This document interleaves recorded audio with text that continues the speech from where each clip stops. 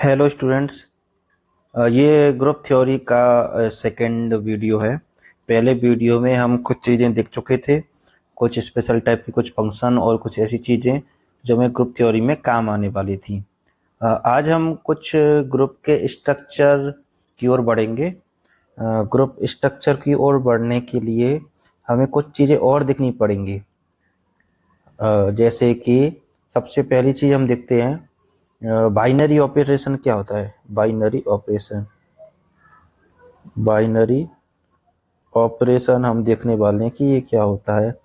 इसका यूज आपको बार बार होगा, या एक तरह से कहें कि इसका यूज भी नहीं हो, लेकिन जो आप ग्रुप थ्योरी पढ़ोगे उसका बेस या एकदम शुरुआती जो पॉइंट है वो यही है कि बाइनरी ऑपरेशन क्या होता है। बाइनरी ऑपरेशन के लिए आपने उससे पहले आपने रिलेशन और फंक्शन पढ़े होंगे। अगर नहीं पढ़े तो उसके भी वीडियो आपको मिल जाएंगे। तो जो फंक्शन या रिलेशन होता है, उससे हम कुछ बाइनरी ऑपरेशन को डिफाइन करने की कोशिश करते हैं। उसकी फॉर्मल डेफिनेशन हम लिख सकते हैं या कुछ इंट्रोडक्शन इस तरीके से दे सकते हैं कि let S be a non empty set. S है वो कोई नॉन एम्प्टी सेट है। अ फंक्शन, एक function F from S cross S to S. क्या है फंक्शन? एस क्रॉस एस से एस में, यानी एस सेट से लेकर के एस में ही वो डिफाइंड है। Is said to be a binary operation. और दूसरे तरीकों में कहा जाए, आई ई का मतलब होता है that is. I E that is यानी अर्थात, या सिंपल शब्दों में या दूसरे शब्दों में कहा जाए वो आई ई से हम डिनोट करते हैं। Star is a binary operation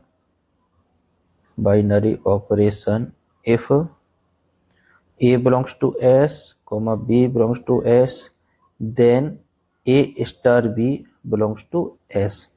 ये तो हो गई डेफिनेशन वाली बात कि क्या है। अब इसको सरल भाषा में समझने की कोशिश करते हैं। बाइनरी ऑपरेशन जिसे हिंदी में द्वि-आधारी संक्रिया भी कुछ जगहों पर कहा जाता है, द्वि-आधारी संक्रिया ये कहा जाता है।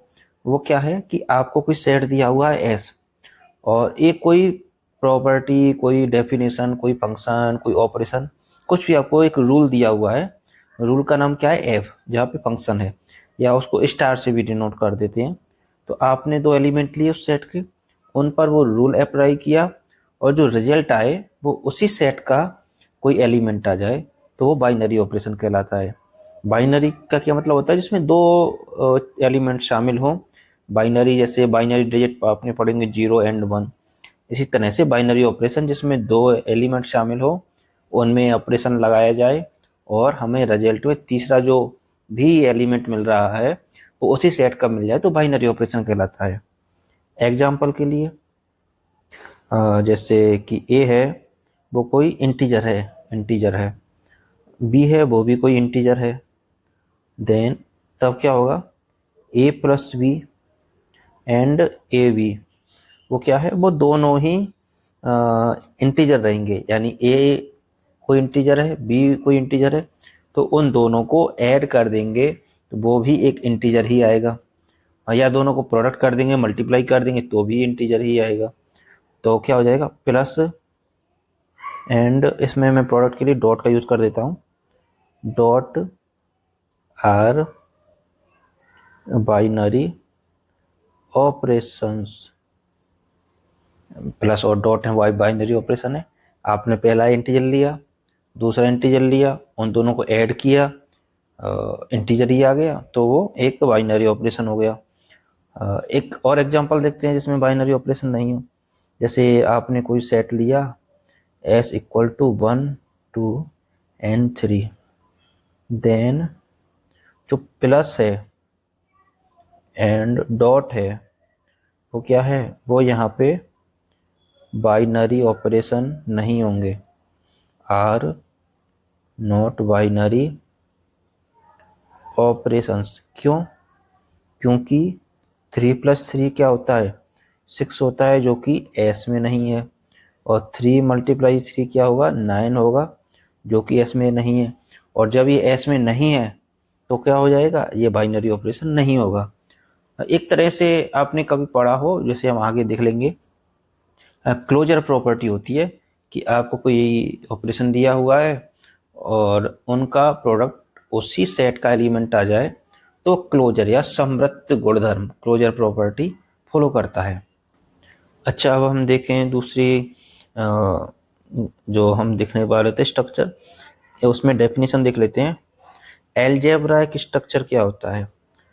एलजेब्राइक स्ट्रक्चर वो क्या होता है? एलजेब्राइक स्ट्रक्चर अगर हम देखें तो उसको एक ऑपरेशन होता है और एक कोई सेट होता है, उन दोनों को एक साथ कंबाइंड रूप में एलजेब्राइक स्ट्रक्चर बोल देते हैं। अ non empty set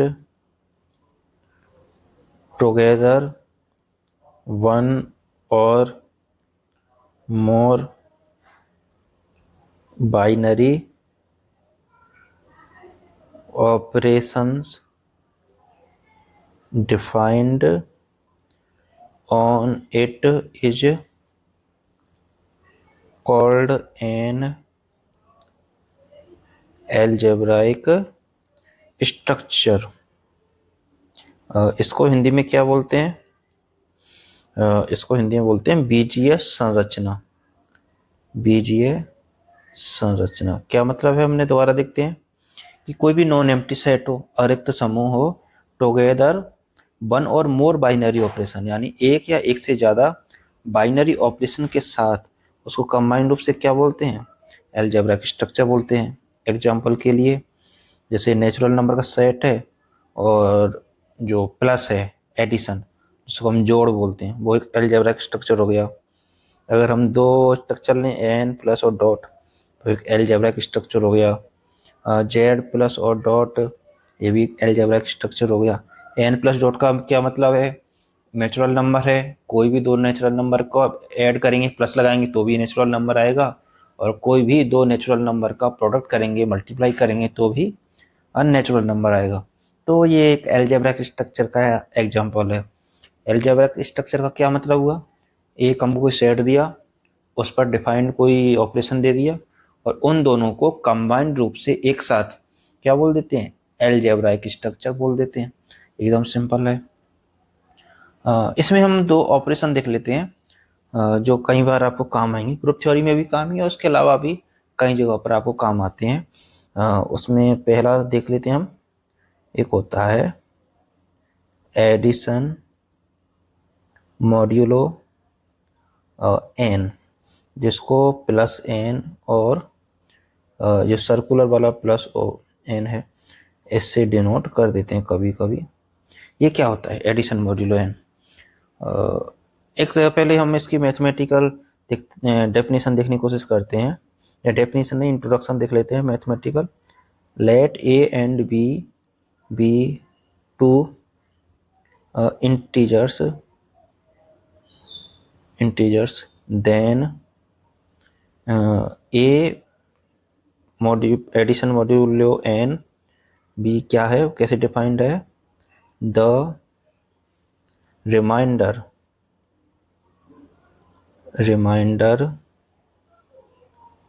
when a plus b is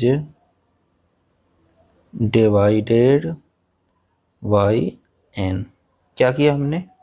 a और b कोई इंटीजर हैं, तब a plus N B, A addition modulo N B क्या रहेगा? a और b को ऐड कर दो और उसमें n का भाग दे दो, डिवाइड कर दो, और जो रिमाइंडर या शेषफल बचे वो हमारा एडिशन मॉड्यूलो n हो जाता है। a प्लस बी को हिंदी में देखते हैं, को n से भाग देने पर प्राप्त शेषफल वो क्या होता है? एडिशन मॉड्यूलो n होता है। एग्जाम्पल देख लेते हैं।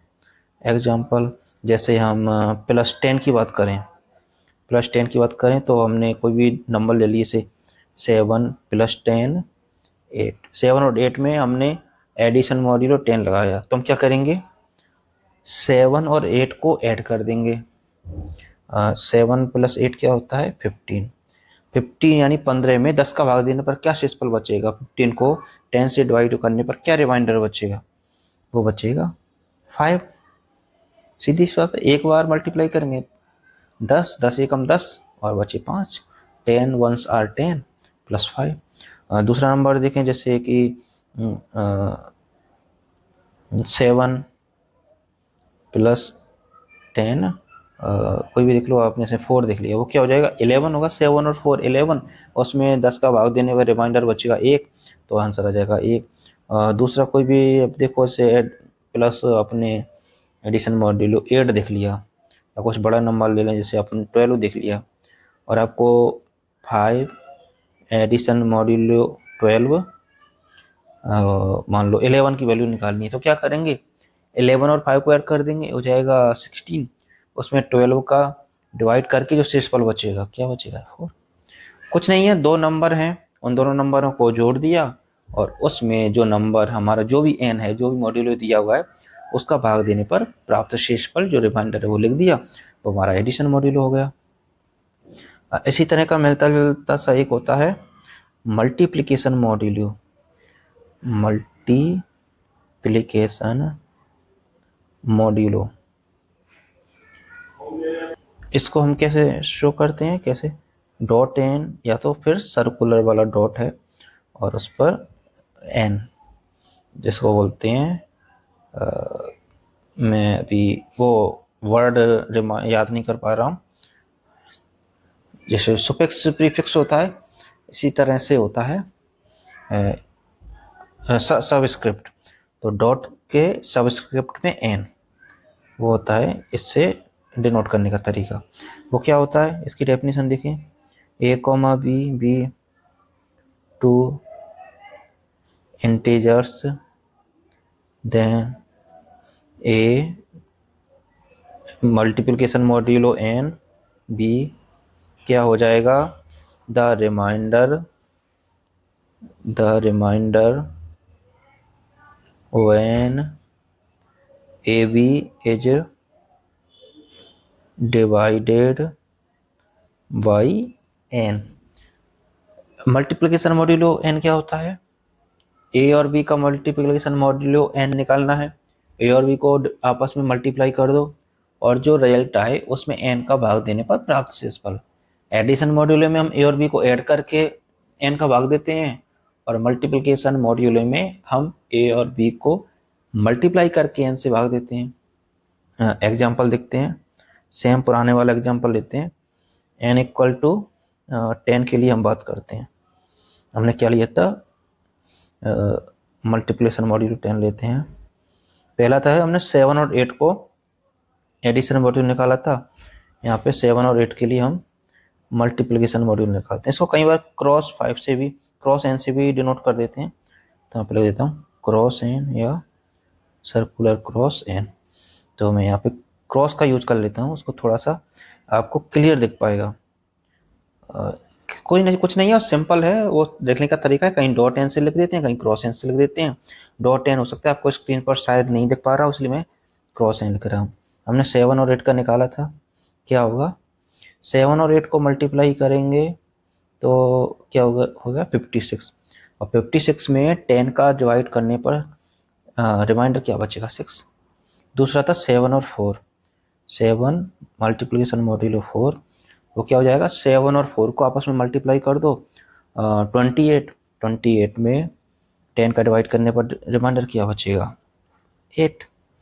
सेकंड देखते हैं, हमने क्या देखा था 5 और 11 का एडिशन मॉड्यूलो, हम यहाँ पे क्या देखते हैं मल्टीप्लिकेशन मॉड्यूलो 5 और 11 का, वो क्या हो जाएगा 55। 5 और 11 का मल्टीप्लाई 55, उसमें 12 का डिवाइड करने पर रिमाइंडर क्या बचेगा 55 माइनस 48, तो 7 बच जाएगा। तो ये हमारा मल्टीप्लिकेशन मॉड्यूलो हो गया। एडिशन मॉड्यूलो दो नंबर को ऐड करके n का भाग देने पर 50 शेषफल। मल्टीप्लिकेशन मॉड्यूलो दो नंबर को मल्टीप्लाई करके n का भाग देने पर प्राप्त शेषफल। तो आप ऐसे कुछ और नंबर लेके, कुछ और n लेकर के, कुछ और a और b लेकर के इसकी थोड़ी सी प्रैक्टिस करना। जैसे मैं आपको प्रैक्टिस के लिए एग्जाम्पल देता हूँ। प्रैक्टिस के लिए आपको एक तरह से होमवर्क मान लो कि -5 है, उसकी वैल्यू मल्टीप्लिकेशन मॉड्यूलो 7 पर क्या होगी, ये आपको बताना है कि ये क्या होगी। आपको कमेंट में जाके बताना है कि -5 की वैल्यू इसको मैं वैल्यू लिख देता हूँ, मल्टीप्लिकेशन मॉड्यूलो 7 पर क्या होगी। जैसे हमने 2 एलिमेंट को मल्टीप्लाई किया और उसको डिवाइड करके n से डिवाइड करके शेषफल लिख दिया। ऐसे हमारे पास अगर एक ही नंबर हो और उसको मॉड्यूलो में लिखना हो तो सीधी सी बात है, उसी अकेले नंबर को डिवाइड कर दो n से और जो शेषफल बच जाए वो आपका आंसर हो जाएगा। तो ये हमने 3-4 चीज़ें आज देख ली थी। आगे की क्लास में हम देखेंगे, कुछ प्रॉपर्टी देखेंगे, जैसे क्लोजर प्रॉपर्टी क्या होती है, कम्यूटेटिव प्रॉपर्टी क्या होती है, एसोसिएटिविटी, आइडेंटिटी, इनवर्स, 4-5 प्रॉपर्टी हम देखेंगे। और शायद अगली क्लास में हम ग्रुप थ्योरी या ग्रुप की डेफिनेशन पर चले जाएंगे। तो आपको ये चीज़ें समझ में आई हो तो आप बताना, कुछ इम्प्रूवमेंट चाहिए होगा तो भी आप बताना। और आप अपने दोस्तों के साथ इस चैनल को शेयर भी करें ताकि अगर उनको पढ़ना है तो उनके लिए हेल्प हो जाए। Thank you.